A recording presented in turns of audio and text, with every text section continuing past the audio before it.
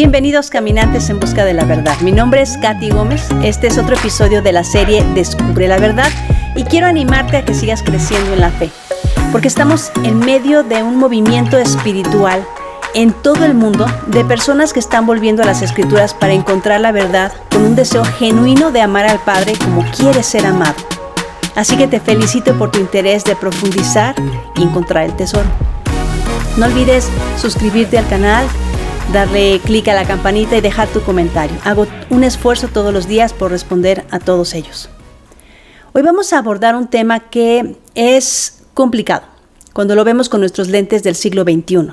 La ley del talión o lex talionis o el precepto de ojo por ojo, diente por diente. Pero te aseguro que te va a sorprender todo lo que descubriremos hoy.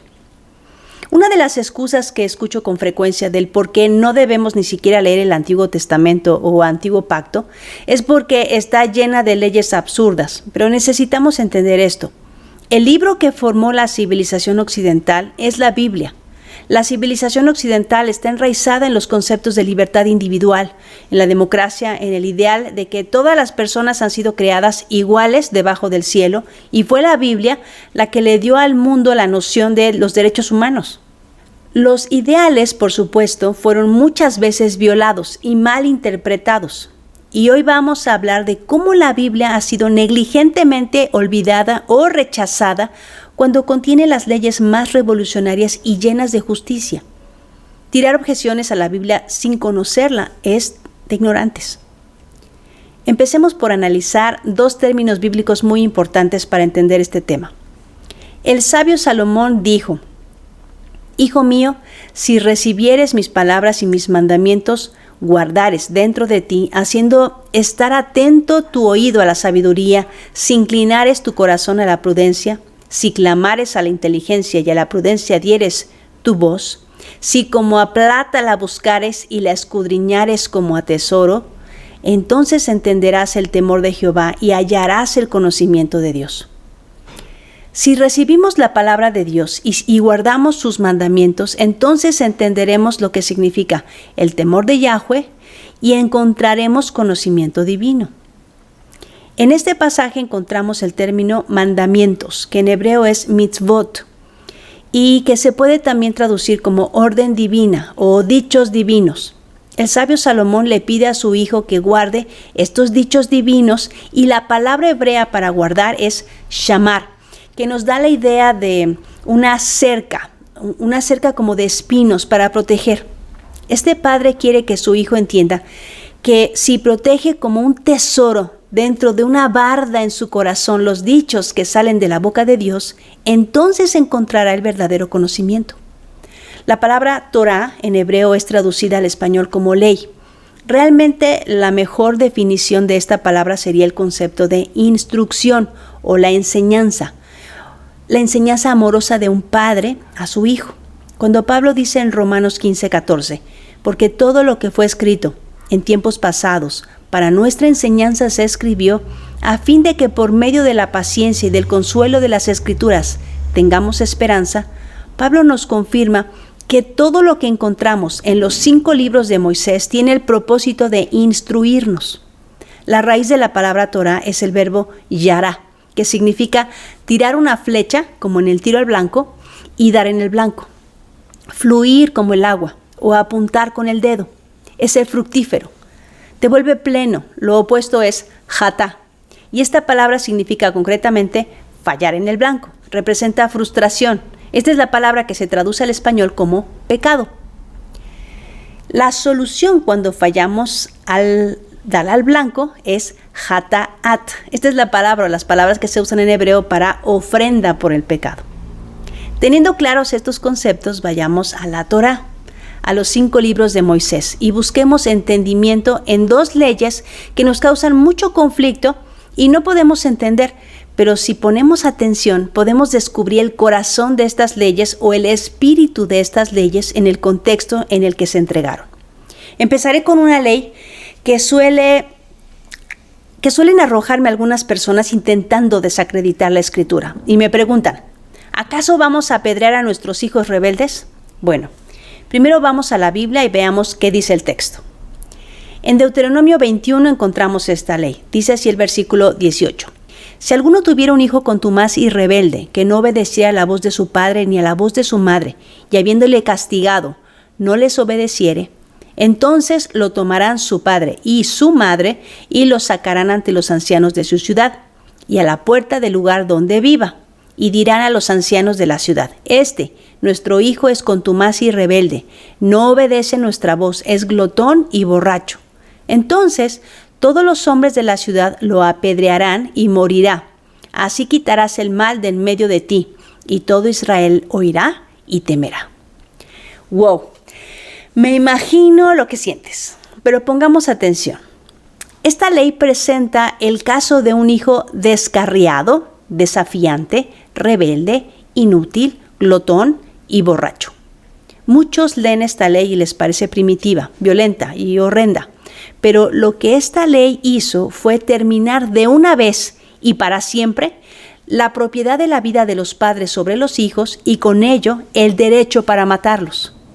Esta ley es brillante porque preserva la autoridad de los padres y el derecho a ser respetados por sus hijos. Y si se llegaba a un caso extremo, el hijo podía ser llevado a las puertas de la ciudad y condenado a morir apedreado. Por orden de un juez, en teoría esto era verdad, pero no hay registro de que sucedió jamás en la historia de Israel. Esta ley funcionaba así. Los dos padres debían estar de acuerdo, los dos padres. Y las autoridades civiles juzgaban el caso, dictaminaban y ejecutaban, no los padres. Esta era una ley de protección infantil.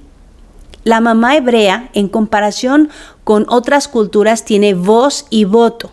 Los padres no eran juez y jurado. Los tribunales tenían que investigar el caso.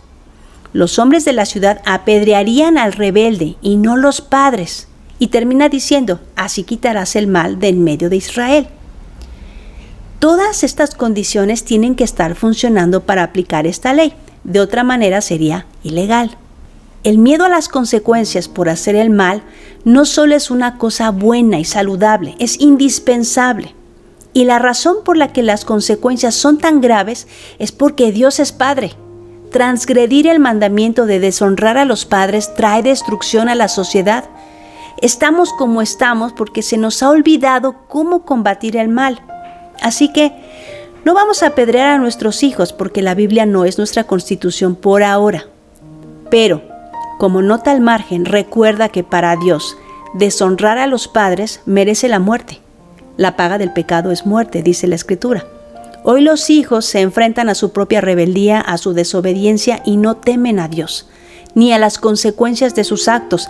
Pero si aprendemos a honrar a los padres, si enseñamos a nuestros hijos a honrarnos, estamos practicando el honrar al Creador porque Dios es nuestro Padre. Jehová, o Yahweh como es su nombre en hebreo, estableció instrucciones perfectas en su Torá. Una de ellas es el principio de restitución, conocida como la ley de ojo por ojo, o como la conocemos con su nombre en latín, lex talionis, o ley de igual castigo, del mismo peso, o castigo de retribución. Vayamos al libro de Éxodo para conocer los detalles de esta ley. Éxodo 21, 23 al 25 dice así: pero si hubiera algún otro daño, entonces pondrás como castigo vida por vida, ojo por ojo, diente por diente, mano por mano, pie por pie, quemadura por quemadura, herida por herida, golpe por golpe. Esta ley no es más que una instrucción de justicia y misericordia de Dios para que el que cometa un daño restituya conforme al valor de lo dañado. Es una figura retórica porque igualmente no hay registro de que a alguien se le haya sacado un ojo jamás en la cultura hebrea por haberle causado un daño en el ojo a otra persona. Lo que esta ley significa entonces es que el castigo no debe ser superior a la ofensa y nadie debe cobrarse en venganza. En ocasiones, un buey robado, un objeto prestado y dañado, una pelea que ha causado daños severos o la muerte, requería de hacer justicia. Para cada infracción hay una solución, llamada restitución. Por siglos esta instrucción ha sido mal interpretada, especialmente confundida con las leyes de Hammurabi de Mesopotamia, que incluía entre sus leyes cosas como que si alguien robaba y comenzaba un incendio, debía ser arrojado al fuego. O si alguien mataba accidentalmente a alguien, se podía matar no solo al que había cometido el crimen, aunque no hubiera sido intencional, sino a su familia. La ley del talión en el Código de Hammurabi era una ley de orden clasista, porque solo era permitida su aplicación cuando el ofendido fuese de la clase superior en la escala social. Esto mismo determinaba la manera en que la persona era retribuida. Por ejemplo, dice este código mesopotámico, si uno ha sacado un ojo a un aguilum, o un patricio, se le sacará un ojo, pero si uno ha sacado un ojo a un muskenun, un plebeyo, pagará una mina de plata. Y si uno ha sacado un ojo a un huartum, o un esclavo, pagará la mitad de su precio. Aunque esta medida intentaba procurar justicia, tal legislación carece de equidad en el Código de Hammurabi. Cuando no entendemos el contexto en el que se dio la ley de Dios, el Elohim de Israel en su Torah, terminamos malinterpretando el texto. Tampoco entendemos las enseñanzas de Jesús o de Yeshua en el Nuevo Testamento. Sin embargo, las enseñanzas de Yeshua lo que hicieron fue corregir una mala comprensión que había en el judaísmo del periodo del Segundo Templo, de restituir versus cobrar venganza. Todas las leyes de Dios están bajo el precepto de jurisprudencia. Tiene que haber un juez a la puerta de la ciudad, que era el juzgado local, delante de 2 o 3 testigos, y se esperaba una sentencia. Dios no ordena al perjudicado ir a robarle la cartera al culpable para cobrar su indemnización y hacer su propia justicia. Eso no dice la Biblia, sino que se trata de un mandamiento directo al culpable para que él restituya y corrija sus faltas, poniendo de esta forma un alto a la violencia y a la venganza natural del ser humano. Por otra parte, la literatura rabínica enseña la diferencia entre una comprensión literal versus una interpretación metafórica sobre la frase ojo por ojo. Esta nos ha permitido entender que no se trata de una penalidad salvaje de quitarnos los ojos unos a los otros, sino de una compensación monetaria que el culpable debe pagar a quien le haya hecho el daño, o el de servir al que se dañó. Lo correcto, si te saqué un ojo, es que me convierta en tus ojos para que puedas sobrevivir. Es una metáfora primero porque es imposible duplicar exactamente y físicamente el daño sobre otra persona. La única ley literal era vida por vida, en el caso de asesinato premeditado. Si alguien cometía asesinato, la pena era capital, así se detenía el mal. ¿Qué significa entonces ojo por ojo, diente por diente? Es la declaración máxima de igualdad entre personas. El ojo de cada persona es tan valioso como el ojo de cualquier otra persona. El ojo del rey no valía más que el ojo del campesino. Esto es un tema completamente nuevo en el mundo antiguo. En el Código de Hammurabi se legisló que el ojo de un noble era más valioso que el ojo de un súbdito. Esto no es así en la Biblia. Esta ley también aseguraba que solo el agresor era culpable de su crimen. En la práctica común y en otros códigos, si matabas al hijo de alguien, tu hijo debía morir. Eso está completamente prohibido en la Biblia y específicamente en la ley de ojo por ojo, diente por diente.